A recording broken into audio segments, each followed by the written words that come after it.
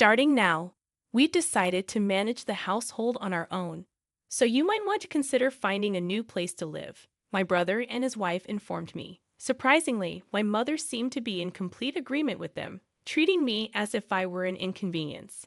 It was disheartening to think that they failed to acknowledge who had been covering the living expenses of the house. I never anticipated such disrespect from them. In the back of my mind, I resolved to take certain actions. I go by the name Carrie, a 30-year-old woman. Currently, I find myself back at my parents' house after completing my college education. Initially, I ventured into the corporate world, attempting to make it on my own. However, the challenges proved more daunting than I had imagined, and my spirit was drained. Consequently, I had no choice but to return to my parents' home. Initially, while relying on unemployment benefits, I diligently sought new job opportunities. That's when I discovered remote work and began freelancing as an engineer, utilizing my scientific background. Starting with modest projects, the income may have been small, but the experience of working from home held great significance for me. Unlike conventional jobs, I could earn a decent living without extensive interpersonal interactions, gradually building confidence in my ability to work at my own pace. Over time, my assignments grew in scale, and so did my income. After a year, I was earning as much as a regular company employee. The challenge, however, lay in my parents' understanding, particularly my mother's. While my father comprehended my situation when explained thoroughly, my mother clung to old-fashioned notions. She was wary of what she couldn't grasp, despite my earnest explanations. No matter how many times I clarified the seriousness with which I approached my work, my mother persisted with remarks like, "How long do you plan on staying home? It's been over 2 years now. You should consider working outside more." Despite my sincerity, my mother failed to comprehend my chosen lifestyle. Her suspicion often led to unfounded accusations, suggesting my online work was either some shady business or associated with a dubious religion. Despite presenting evidence, such as emails from clients and salary statements, she remained unconvinced, fearing it could be unemployment benefits that couldn't last forever. My mother's concerns seemed boundless. The thought of living independently had crossed my mind, but my savings were not sufficient yet.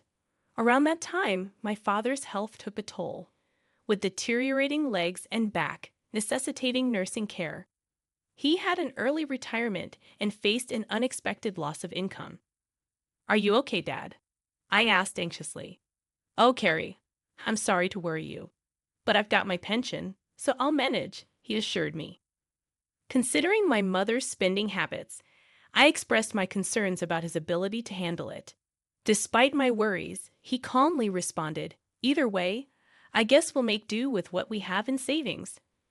My father's face bore the weight of exhaustion, perhaps reflecting his anxiety about the uncertain future. Throughout college, he had supported me financially, and even when I returned home due to mental health issues, he continued to assist me.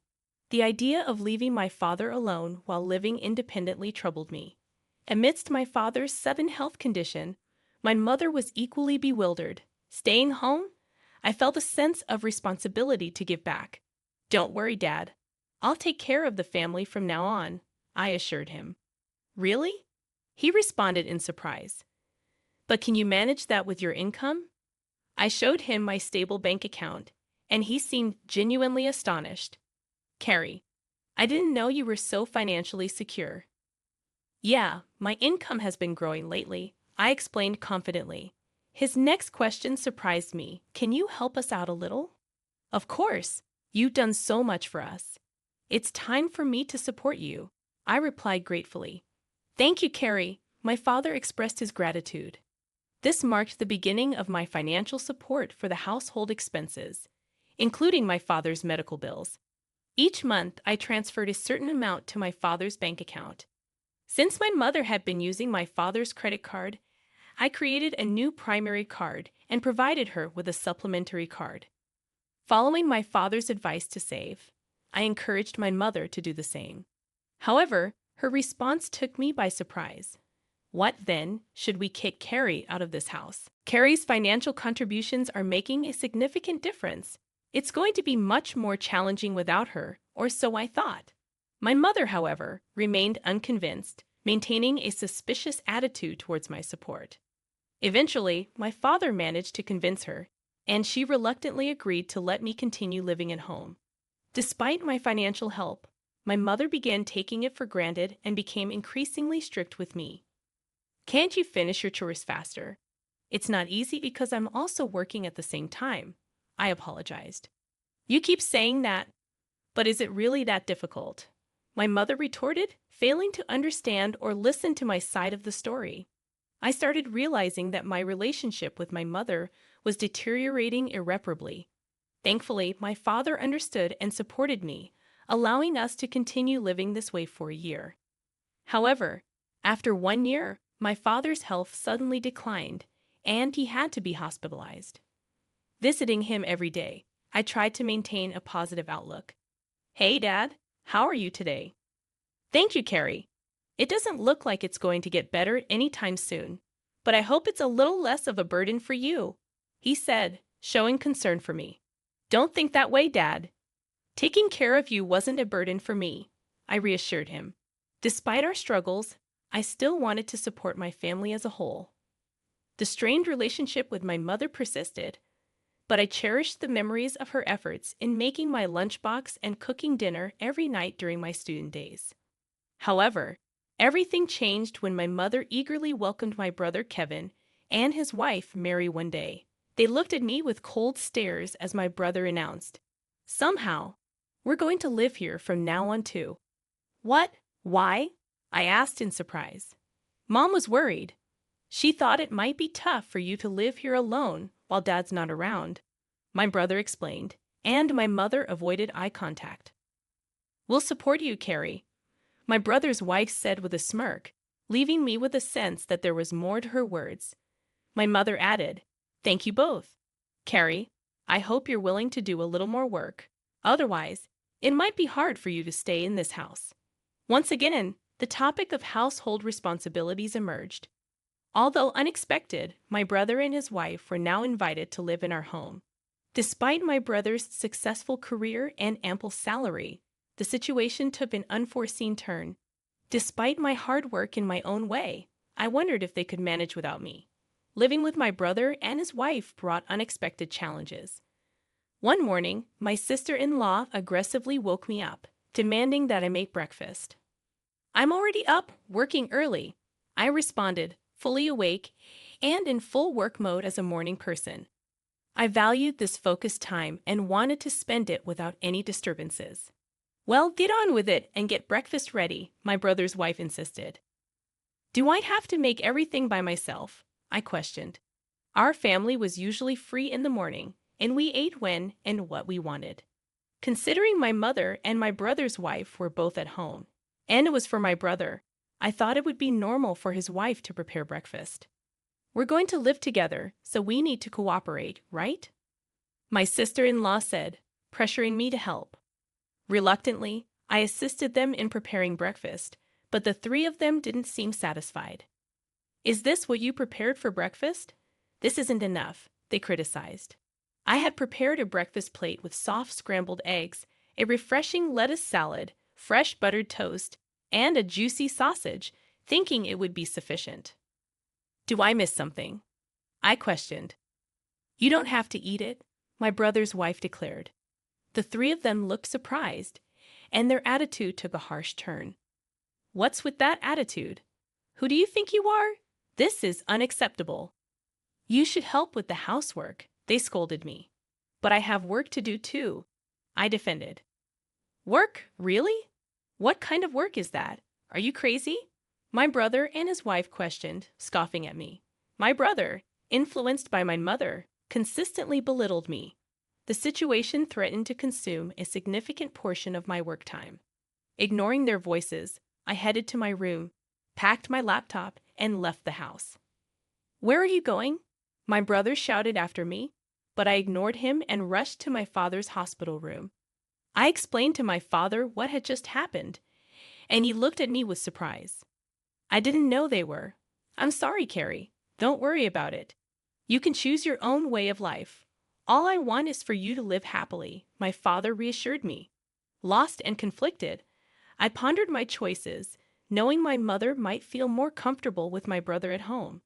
However, my father's words encouraged me to prioritize my own comfort and happiness. Live your life the way you want to live, all right?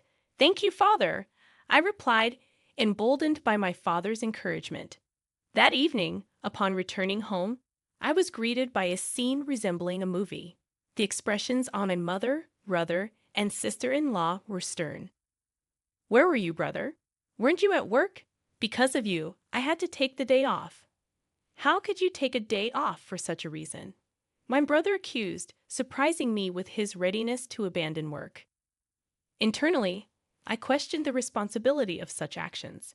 Gradually, their voices escalated, and my brother and his wife demanded, "Get out of here." Why? I asked, surprised. From now on, the three of us will live together. So if you don't want to stay, please leave.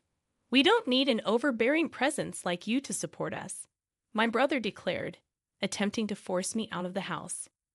That's enough, Carrie. You don't need to be here now that your father is not here, my mother added, echoing my brother's sentiments, casting me as a hindrance. Did she understand how involved I was in managing the family's finances? My mother, brother, and sister-in-law dismissed my explanations, displaying a level of rudeness that became unbearable. Frustrated, I devised a plan. First, I transferred the money in the bank account linked to the credit card my mother used daily to another account I managed. I thought this would surprise her when she could no longer use her credit card. Additionally, I transferred some money from my father's account, which supported the family finances, similarly surprising my brother and his wife. The majority of the family's financial responsibilities now fell on their shoulders. After completing these formalities, I packed up my belongings and announced, "I'm leaving this place." Their surprised faces betrayed the fact that despite their harassment, they hadn't anticipated my decisive action.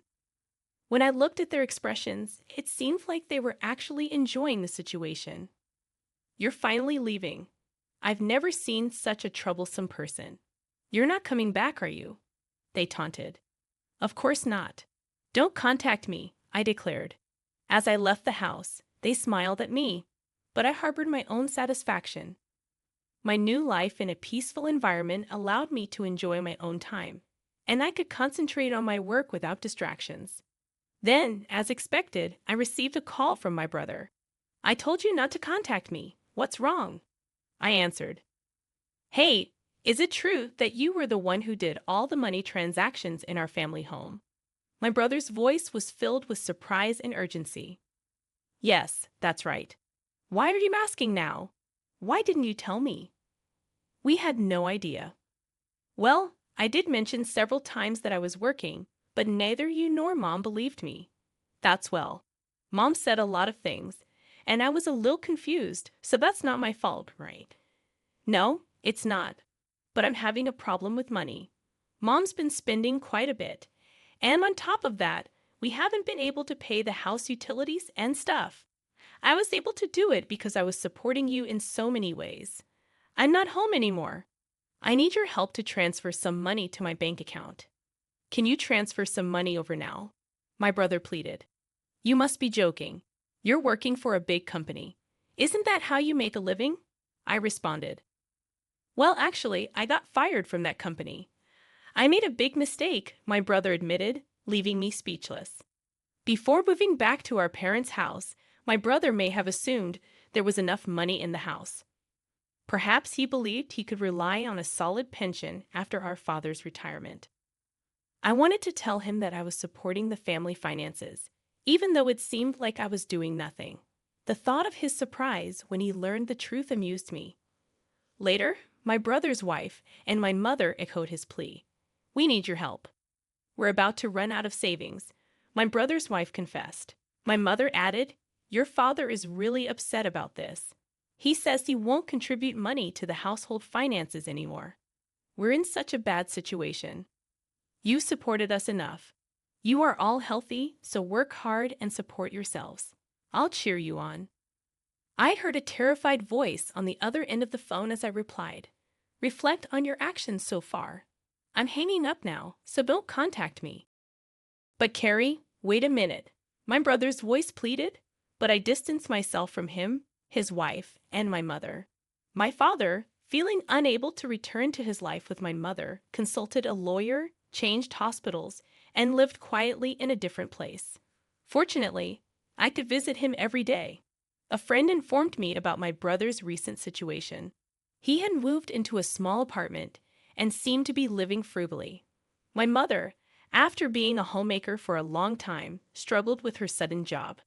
My brother found it difficult to listen to the opinions of younger staff, and his part-time job didn't last long. His wife, who had been working hard to support the family finances, couldn't bear the pressure and left. Now, my brother and mother were working hard together. However, my mother's overspending habits persisted, and her debts were increasing. I was concerned, but I could no longer help her. In my comfortable living space, I worked hard and gradually accumulated more money. I contemplated trying something new. I wanted to visit my father every day and spend more time with him, hoping to see more of his cheerful smile.